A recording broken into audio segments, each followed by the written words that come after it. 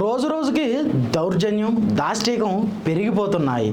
అయితే ఒక గొర్రెల కాపరి తన పొలంలో నీళ్లు తాగాడని చితకబాదాడు ఒక కానిస్టేబుల్. విషయానికి వస్తే యాదాద్రి జిల్లా ఆత్మకూరు మండలం పోలీస్ స్టేషన్లో కానిస్టేబుల్గా విధులు నిర్వహిస్తున్నాడు లింగం నాయక్. అయితే ఆ పోలీస్ స్టేషన్ పక్కనే ఉన్న భూమిని కౌలుకు తీసుకుని వ్యవసాయం కూడా చేసుకుంటున్నాడు.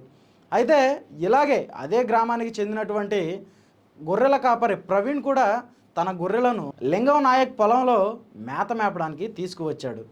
దాహంగా ఉండడంతో తన పొలంలో మోటార్ ఆన్ చేసి నీళ్లు తాగాడు. ఇది గమనించిన లింగం నాయక్, నా పర్మిషన్ లేకుండా నా పొలంలో నీళ్లు తాగుతావా అంటూ విచక్షణ రహితంగా ప్రవీణ్ మీద దాడికి పాల్పడ్డాడు. అయితే అతను పోలీస్ స్టేషన్లో లింగం నాయక్ మీద కంప్లైంట్ ఇచ్చాడు. మరి నీళ్లు తాగితే తప్ప?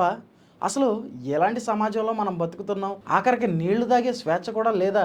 గాలి, నీరు, నిప్పు అనేవి ఎవ్వరి సొంతం కాదు, ఇవి అందరి సొత్తు అని ఎంతోమంది నెటిజన్లు లింగం నాయక్ మీద ఆగ్రహాన్ని వ్యక్తం చేస్తున్నారు.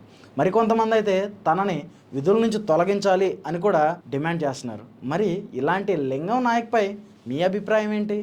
తనని ఏ విధంగా శిక్షించాలి? కామెంట్ రూపంలో తెలియజేయండి. Thank you.